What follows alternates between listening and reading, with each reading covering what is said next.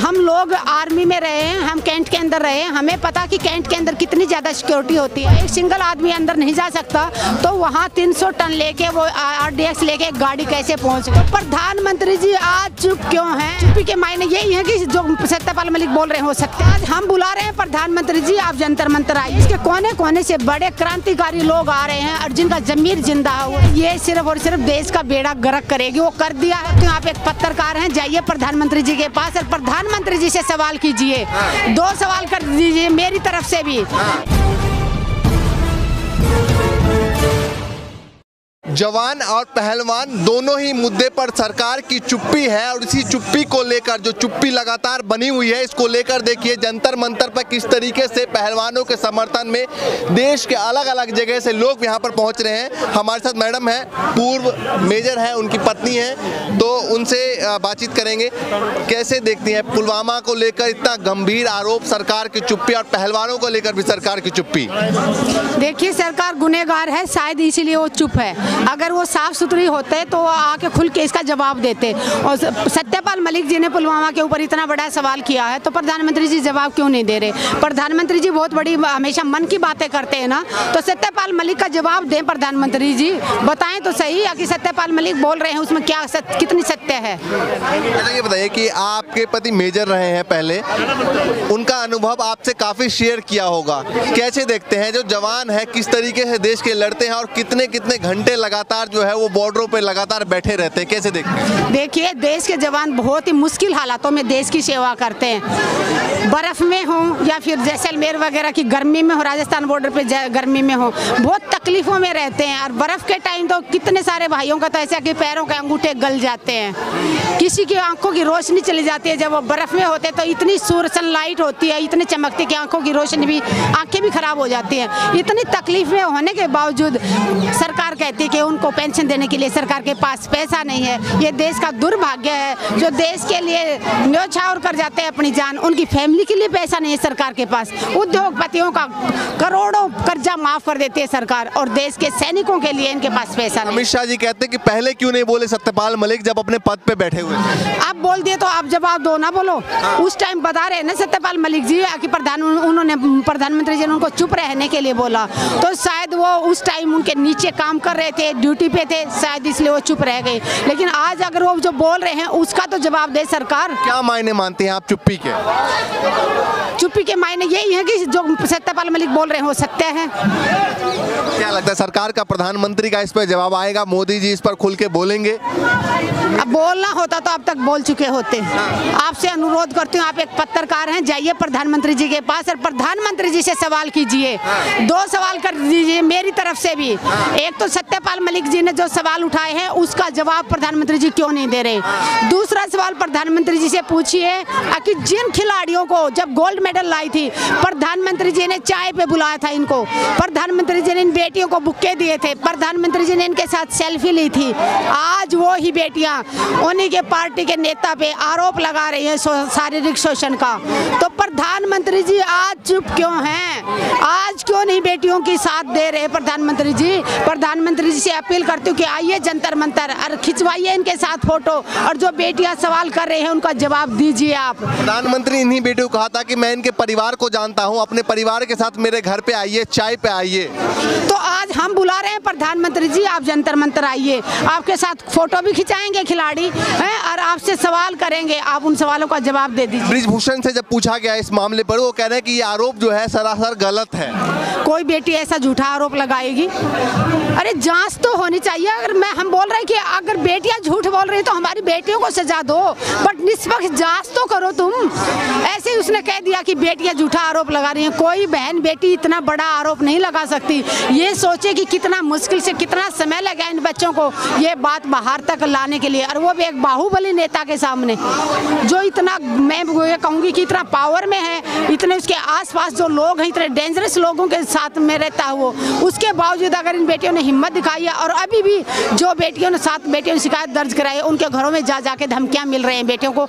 ये भी आरोप लगाया मुझे धमकी दी जा रही है। हाँ, बेटियों को धमकियां दे रहे हैं, और जो 7 बेटियों ने शिकायत की है उनमें से एक तो नाबालिग बेटी है। अच्छा, कैसे देखती है? देखिए, किसान, जवान और पहलवान तीनों सड़कों पे हैं। तीनों क्या, मैं कहूँगी कि मनरेगा वाले वो सामने बैठे हुए हैं, आंगनबाड़ी वाले सामने बैठे, मजदूर भी सड़कों पे है, युवा भी, स्टूडेंट भी हैं। तो बेरोजगारी देश में इतनी है, भूखमरी इतनी है, तो सरकार कर क्या रही है? सिर्फ 2-4 उद्योगपतियों का कर्जा माफ कर रही है और सिर्फ उन्हीं के बिजनेस में बढ़ोतरी कर रही है, और देश का तो कोई लेना देना नहीं सरकार। 2 परिवार हैं जिन्होंने दोबारा से जो है इस पुलवामा मामले को लेकर जांच की मांग की है। उन्होंने कहा है कि दोबारा से जांच होनी चाहिए सिरे से एक बार, कि क्या हुआ था आखिर, सब परिवार जानना चाहते हैं। हम भी अपील करते हैं, शहीद परिवारों के साथ हैं हम लोग, और हम भी अपील करते हैं, हम भी चाहते हैं कि इसकी इंक्वायरी होनी चाहिए, जांच होनी चाहिए, जो दोषी हैं इसमें उनको कड़ी से कड़ी सजा हो, ताकि हमारे शहीदों की आत्मा को शांति मिल सके। लेकिन सरकार कह रही थी कि शुरुआत से इस मामले पे जांच चल रहा है बहुत अच्छी तरीके से। इतने सालों तक जांच ही चलती रहेगी, तो जांच की कमेटी में कौन कौन लोग बैठे हुए हैं, जांच कहां तक पहुंची, उसको उजागर तो करे सरकार। सरकार ये कुछ करने वाली नहीं है, ये सिर्फ और सिर्फ देश का बेड़ा गर्क करेगी। वो कर दिया है, थोड़ा सा बचा है उसको भी कर। कुछ चैनल कह रहे हैं अभी जब सतपाल मलिक ने बयान दिया, कुछ चैनलों की तरफ से खबर आई कि सतपाल मलिक जो है विपक्षी एकता की एक तरफ बात कर रहे हैं, तो ऐसा तो नहीं विपक्ष की तरफ से प्रेशर डालने पे ये सवाल जो है प्रधानमंत्री पे उठाया जा रहा है? प्रधानमंत्री से सवाल हम तो किसी की सुनते नहीं हैं, हम अपने दिल की बात करते हैं। और हम लोग 2019 से ही ये सवाल उठा रहे हैं। हम लोग आर्मी में रहे हैं, हम कैंट के अंदर रहे हैं, हमें पता कि कैंट के अंदर कितनी ज़्यादा सिक्योरिटी होती है। अनजान आदमी को, एक सिंगल आदमी अंदर नहीं जा सकता, तो वहाँ 300 टन लेके वो RDX लेके गाड़ी कैसे पहुँच गई?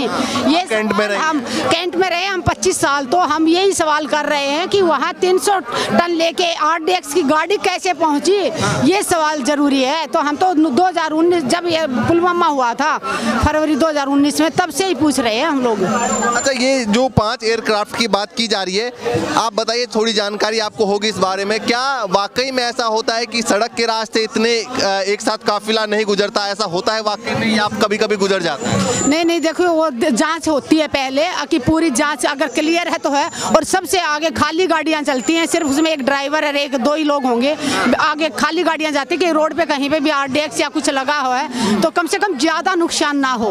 हमेशा जहाँ आतंक का कोई खतरा है, जैसे आसाम में है, तो हमेशा एक खाली गाड़ी आगे चलेगी, फिर काफिला पीछे पीछे चलता है। तो अगर हमारे आर्मी के लोगों ने मांगा था, इनसे हेलीकॉप्टर की सुविधा मांगी थी, तो इस सरकार में बैठे लोगों ने मना क्यों किया?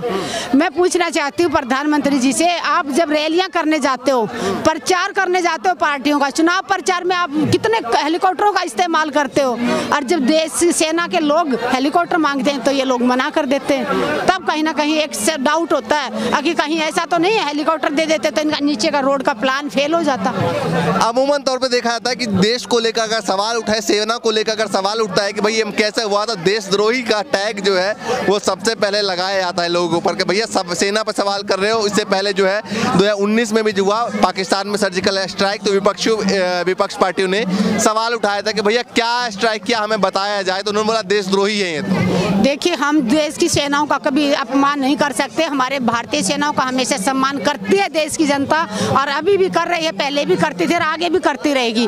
देश की सेनाओं पे कोई शक नहीं करता, देश की सेनाएं बिल्कुल निस्वार्थ भाव से देश की सेवा करते हैं। हमें अपनी सेनाओं पे पूरा भरोसा है, लेकिन सत्ता में बैठे लोगों पे हमें भरोसा नहीं है। ये बहुत बड़ी बात है अपने आप में कि 2019 को लेकर मामला अब खुल रहा है। बिल्कुल खुलेगा, और जांच नहीं होगी तब तक ये मामला जारी रहेगा। अच्छा, ये बताइए कि अभी जो पहलवानों का मुद्दा है, क्या लगता है इस मुद्दे पर PM मोदी का खासकर जवाब आ पाएगा? क्योंकि सेलिब्रिटी के मुद्दे पे हमेशा वो ट्वीट करते हैं। देखिए, नहीं आएगा तो हम यहाँ से बच्चे हिलने वाले नहीं हैं। बच्चों ने, बेटियों ने कहा कि जब तक न्याय नहीं मिल जाता बेटियाँ यहाँ से जाने वाली नहीं हैं, और जब तक बेटियों को न्याय नहीं मिल जाता हम सब लोग उनके साथ हैं।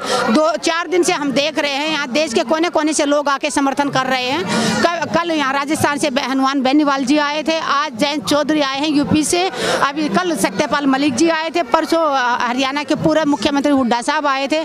देश के कोने कोने से बड़े क्रांतिकारी लोग आ रहे हैं, और जिनका जमीर जिंदा है वो सब लोग आके बेटियों का समर्थन कर रहे हैं। पंचायत की तरफ से भी कहा गया है कि 28 तारीख तक का वक्त है, और 28 तारीख तक अगर इस पर कार्रवाई नहीं होती है, FIR दर्ज नहीं होती, तो हम ट्रैक्टर के साथ दिल्ली के लिए कूच करेंगे। बिल्कुल, किसान जो कहता है वो करके दिखाता है।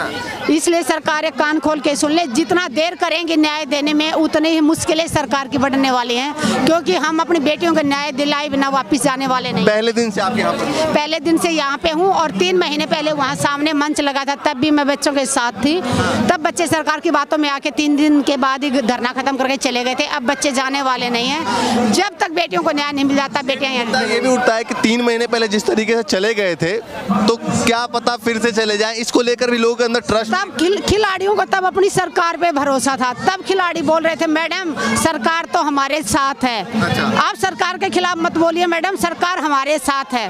हमने कहा बच्चे तुम्हें पता नहीं, लेकिन बच्चे खिलाड़ी थे, उनको पता नहीं था। मोदी जी सेल्फी लेते थे, चाय पे बुलाते थे, उन्होंने सोचा था कि सरकार तो सच में हमारे साथ है।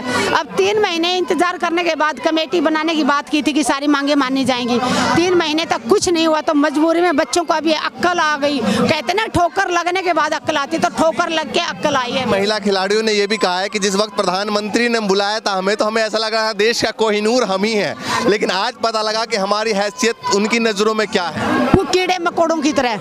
आज उस टाइम तो ये देश का गौरव थी ये बेटियां, आज ये बेटियां यहाँ चिल्ला रही हैं, यहाँ तक पुलिस पे दबाव बनाया जा रहा है कि इनकी शिकायत दर्ज नहीं होने दे रहे हैं प्रधानमंत्री जी। बहुत बहुत धन्यवाद, काफ़ी सारी बातचीत हुई, काफ़ी सारी जानकारी इन्होंने, और जिस तरीके से एक जवान सामने जवान, इसके बाद किसान, पहलवान और मजदूर सभी की सभी सड़कों पे हैं, इसको लेकर एक बड़ा सवाल आता है कि जिस तरीके से दोनों तीनों मुद्दे पे सरकार की चुप्पी बनी हुई है, आखिर क्या इस तमाम मुद्दों पर जवाब आएगा? तमाम मामले को लेकर आप क्या कुछ सोचते हैं, हमें कमेंट करके ज़रूर बताएं। फिलहाल के लिए नमस्कार।